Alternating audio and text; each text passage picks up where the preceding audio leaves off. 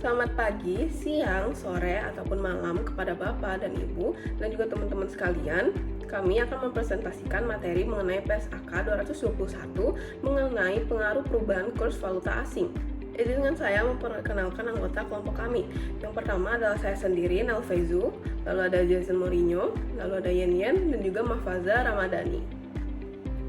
Pertama-tama kita akan membahas mengenai pendahuluan dari PSAK 221 ini.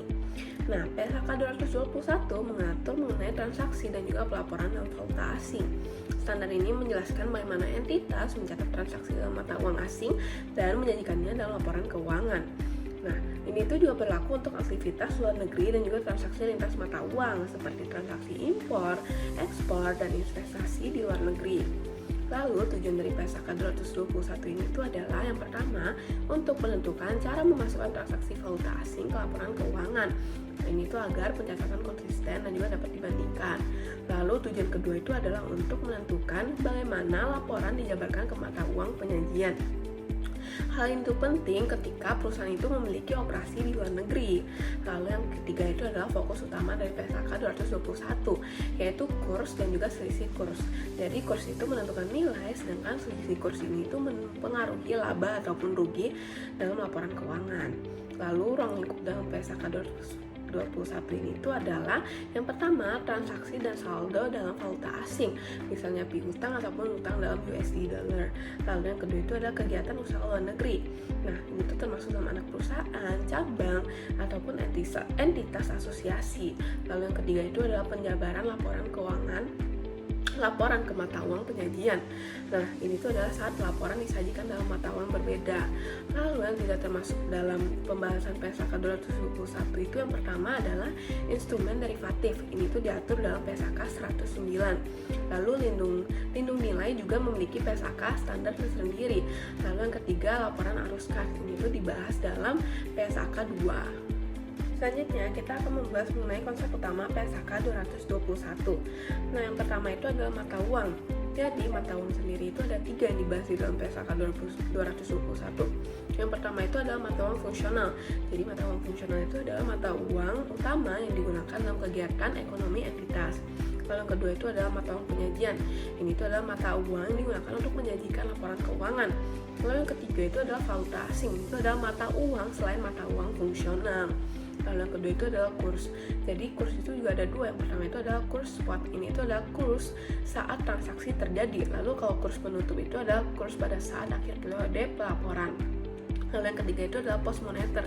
Contohnya itu adalah kas, piutang, ataupun utang. Dan nilainya itu akan diterima atau dibayarkan dalam jumlah yang tetap. Lalu yang terakhir itu adalah selisih kurs. Ini itu adalah terjadi karena perubahan nilai tukar. Dan biasanya itu diakui sebagai laba ataupun rugi dalam laporan keuangan.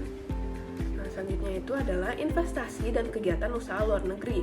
Jadi, investasi neto pada kegiatan usaha luar negeri itu adalah kepentingan entitas atas aset neto entitas di luar negeri, seperti anak perusahaan, cabang, ataupun entitas asosiasi. Artinya, entitas induk itu memiliki hak atas kekayaan bersih dari operasi tersebut. Selanjutnya adalah kegiatan usaha luar negeri. Jadi, ini itu ada entitas yang beroperasi di luar negara entitas pelapor ataupun menggunakan mata uang fungsional yang berbeda, sehingga laporan keuangannya itu tidak langsung sejalan dengan entitas induk. Nah, karena perbedaan mata uang tersebut, laporan keuangan entitas luar negeri itu perlu dijabarkan ke mata uang penyajian. Nah, selisih kurs dari penjabaran tersebut tidak selalu langsung diakui dalam laba rugi, tetapi dapat dicatat dalam penghasilan komprehensif lain ataupun OCI. Selanjutnya itu adalah nilai wajar. Nah, nilai wajar sendiri adalah harga yang akan diterima untuk menjual suatu aset atau yang dibayar untuk mengalihkan suatu liabilitas dalam transaksi normal di pasar pada tanggal pengukuran. Nah, pengukuran nilai wajar itu didasarkan pada harga pasar dan bukan nilai subjektif dari entitas, sehingga ini tuh mencerminkan kondisi ekonomi yang sebenarnya. Lalu dalam PSAK 221 ini tuh nilai wajar digunakan ketika aset atau liabilitas yang diukur itu melibatkan transaksi dalam mata uang asing, sehingga perlu dikonversi menggunakan kurs yang relevan. Penentuan nilai wajar itu juga mengacu pada standar yang terkait, yaitu di PSAK 113. Ini tuh agar pengukurannya itu tetap konsisten dan juga dapat dibandingkan. Selanjutnya kita akan membahas mengenai exchangeability. Jadi, mata uang yang tertukarkan adalah mata uang yang dapat ditukar ke mata uang lain tanpa hambatan signifikan melalui pasar ataupun mekanisme resmi. Jika suatu mata uang tidak tertukarkan, misalnya jumlah yang diperoleh tidak signifikan, maka entitas itu perlu mempertimbangkan kondisi tersebut dalam menentukan kurs yang digunakan. Nah, secara umum, alur penerapan PSAK 221 itu dimulai dari menentukan mata uang fungsional karena ini itu menjadi dasar dari seluruh pencatatan. Nah, transaksi dalam valuta asing dicatat menggunakan kurs spot pada tanggal transaksi. Pada akhir periode, pos moneter seperti kas, piutang, dan utang akan disesuaikan menggunakan kurs penutup.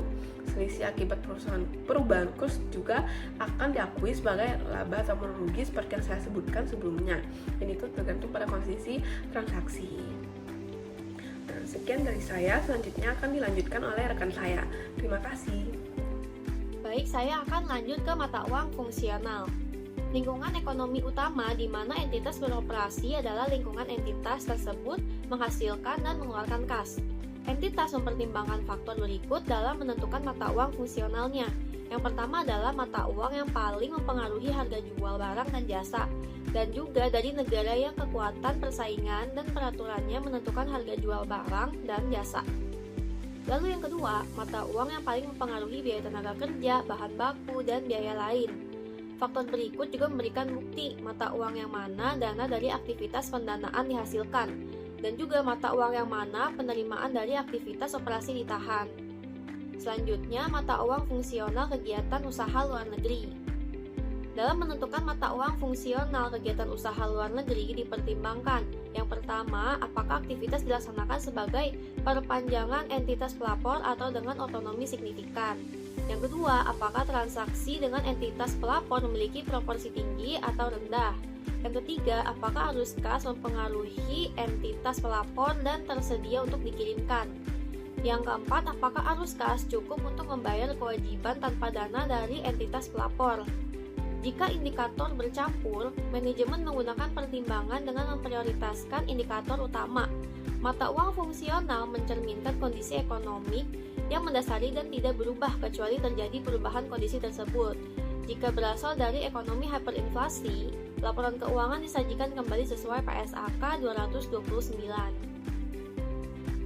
Selanjutnya, investasi neto dalam kegiatan usaha luar negeri. Entitas dapat memiliki pos moneter berupa tagihan atau utang kepada kegiatan usaha luar negeri yang merupakan bagian dari investasi neto jika penyelesaiannya tidak direncanakan. Lanjut ke pos moneter. Pos moneter memiliki hak atau kewajiban atas sejumlah unit mata uang tetap atau dapat ditentukan, sedangkan pos non moneter tidak memiliki karakteristik tersebut. Selanjutnya masuk ke ringkasan pendekatan PSAK. Dalam menyiapkan laporan keuangan, entitas menentukan mata uang fungsional dan menjabarkan transaksi valuta asing ke dalam mata uang tersebut. Entitas pelapor yang terdiri dari beberapa entitas harus menjabarkan hasil dan posisi keuangan ke dalam mata uang penyajian. PSAK ini mengizinkan penggunaan mata uang selain mata uang fungsional sebagai mata uang penyajian. Jika berbeda, maka dilakukan penjabaran sesuai ketentuan. PSAK ini juga memperkenankan entitas menyajikan laporan keuangan dalam mata uang selain mata uang fungsional. Jika berbeda, maka hasil dan posisi keuangan dijabarkan sesuai ketentuan. Selanjutnya, estimasi kurs spot ketika suatu mata uang tidak tertukarkan. Ketika suatu mata uang tidak tertukarkan, entitas mengestimasi kurs spot pada tanggal pengukuran untuk mencerminkan kurs transaksi pertukaran yang teratur antara pelaku pasar dalam kondisi ekonomi yang berlaku. Selanjutnya akan dijelaskan oleh teman saya. Perkenalkan, nama saya Jason Morindo dengan NIM 2024-50108. Di sini saya akan melanjutkan pada bagian pelaporan transaksi valuta asing ke mata uang fungsional. Pengakuan awal.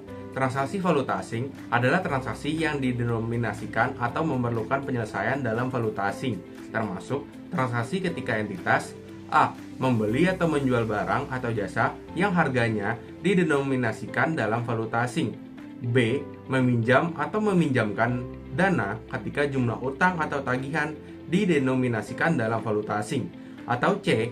Memperoleh atau melepas aset serta mengadakan atau menyelesaikan liabilitas yang didenominasikan dalam valuta asing. Pada pengakuan awal, transaksi valuta asing dicatat dalam mata uang fungsional dengan menggunakan kurs spot pada tanggal transaksi. Tanggal transaksi adalah tanggal ketika transaksi pertama kali memenuhi kriteria pengakuan. Untuk alasan praktis, kurs yang mendekati kurs aktual dapat digunakan sepanjang fluktuasi tidak signifikan. Pelaporan pada akhir periode pelaporan berikutnya. Pada akhir setiap periode pelaporan, pos moneter dalam valuta asing dijabarkan menggunakan kurs penutup. Pos non-moneter yang diukur pada biaya historis dijabarkan menggunakan kurs pada tanggal transaksi. Dan pos non-moneter yang diukur pada nilai wajar dijabarkan menggunakan kurs pada saat nilai wajar ditentukan. Pelakuan ini menunjukkan bahwa hanya pos moneter yang terpengaruh perubahan kurs pada akhir periode, sedangkan pos non-moneter bergantung pada dasar pengukurannya. Pengakuan selisih kurs. Selisih kurs timbul dari penyelesaian transaksi moneter atau penjabaran pos moneter pada kurs yang berbeda dari pengakuan sebelumnya. Selisih kurs diakui dalam laba rugi periode berjalan. Untuk pos non-moneter, jika keuntungan atau kerugian diakui dalam laba rugi, maka selisih kurs juga diakui dalam laba rugi. Jika diakui dalam penghasilan komprehensif lain, maka selisih kurs mengikuti perlakuan tersebut. Perubahan mata uang fungsional. Entitas mengubah mata uang fungsional hanya jika terjadi perubahan dalam lingkungan ekonomi utama. Perubahan tersebut A. Diterapkan secara prospektif sejak tanggal perubahan. B. Seluruh pos dijabarkan menggunakan kurs pada tanggal perubahan. Dan C. Hasil penjabaran menjadi dasar pencatatan baru dalam mata uang fungsional yang baru. Dengan demikian, perubahan ini tidak berlaku surut dan tidak memerlukan penyajian kembali laporan keuangan periode sebelumnya. Perkenalkan, saya Mufazir Rahmadani dengan NIM 2024-50171 dan saya akan melanjutkan pembahasan mengenai PSAK 221 yaitu penggunaan mata uang penyajian selain mata uang fungsional mengenai penjabaran dalam mata uang penyajian. Pada umumnya, mata uang penyajian di Indonesia adalah rupiah. Entitas dapat menyajikan laporan keuangan dalam mata uang selain mata uang fungsionalnya. Jika mata uang penyajian berbeda dengan mata uang fungsional, maka entitas menjabarkan hasil dan posisi keuangannya ke dalam mata uang penyajian. Dalam kelompok usaha dengan mata uang fungsional yang berbeda, hasil dan posisi keuangan setiap entitas dinyatakan dalam satu mata uang yang sama, sehingga laporan keuangan konsolidasian dapat disajikan. Nah, hasil dan posisi keuangan entitas yang mata uang fungsionalnya bukan dari ekonomi hiperinflasi dijabarkan ke dalam mata uang penyajian dengan menggunakan prosedur sebagai berikut. Yang pertama, aset dan liabilitas dijabarkan menggunakan kurs penutup pada tanggal laporan posisi keuangan. Kedua, penghasilan dan beban dijabarkan menggunakan kurs pada tanggal transaksi. Dan yang ketiga, seluruh selisih kurs yang dihasilkan diakui dalam penghasilan komprehensif lain. Selanjutnya, untuk alasan praktis, kurs yang mendekati kurs pada tanggal transaksi seperti kurs rata-rata periode sering digunakan untuk menjabarkan penghasilan dan beban. Namun, jika kurs berfluktuasi signifikan, maka penggunaan kurs rata-rata tidak tepat.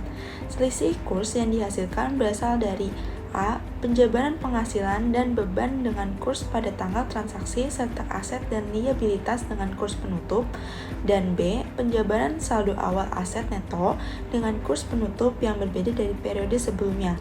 Selisih kurs tidak diakui dalam laba rugi dan disajikan dalam komponen ekuitas terpisah sampai pelepasan kegiatan usaha luar negeri. Hasil dan posisi keuangan entitas dari ekonomi hiperinflasi dijabarkan dengan prosedur sebagai berikut. A. Seluruh jumlah dijabarkan dengan kurs penutup pada tanggal laporan posisi keuangan, dan B. Jumlah komparatif menggunakan angka tahun sebelumnya yang relevan. Selanjutnya, penjabaran kegiatan usaha luar negeri dilakukan ketika hasil dan posisi keuangan digabungkan ke dalam laporan keuangan entitas pelapor. Penggabungan mengikuti prosedur konsolidasi normal seperti eliminasi saldo dan transaksi intrakelompok. Namun, A. Pos moneter intrakelompok tidak dieliminasi tanpa menunjukkan dampak perubahan kurs, dan B. Selisih kurs diakui dalam penghasilan komprehensif lain dan diakumulasi dalam ekuitas sampai pelepasan. Jika laporan keuangan kegiatan usaha luar negeri memiliki tanggal berbeda, maka A. Dapat digunakan tanggal berbeda dengan syarat tidak lebih dari 3 bulan dan B. Dilakukan penyesuaian atas transaksi atau peristiwa signifikan diantaranya. Setiap goodwill dan penyesuaian nilai wajar dari akuisisi kegiatan usaha luar negeri A. Diperlakukan sebagai aset dan liabilitas kegiatan usaha luar negeri dan B. Dijabarkan menggunakan kurs penutup. Selanjutnya, dalam pelepasan kegiatan usaha luar negeri, A. Selisih kurs kumulatif direklasifikasi ke laba rugi. B. Pelepasan dapat terjadi melalui penjualan, likuidasi, atau cara lain. Dan C. Pelepasan sebagian menyebabkan reklasifikasi secara proporsional. Selanjutnya yaitu pengaruh pajak dari seluruh selisih kurs. Keuntungan atau kerugian transaksi valuta asing dan selisih kurs dapat memiliki pengaruh pajak, sehingga perlakuannya mengacu pada PSAK 212 tentang pajak penghasilan. Selanjutnya, pengungkapan. Dalam kelompok usaha, A. Acuan mata uang fungsional adalah mata uang entitas induk. B. Entitas mengungkapkan selisih kurs dalam laba rugi. Dan C. Entitas mengungkapkan selisih kurs neto dalam penghasilan komprehensif lain dan ekuitas. Jika mata uang penyajian berbeda, maka diungkapkan beserta alasannya termasuk jika terjadi perubahan. Jika laporan disajikan dalam mata uang berbeda tanpa memenuhi ketentuan standar, maka A. Informasi dianggap sebagai informasi tambahan.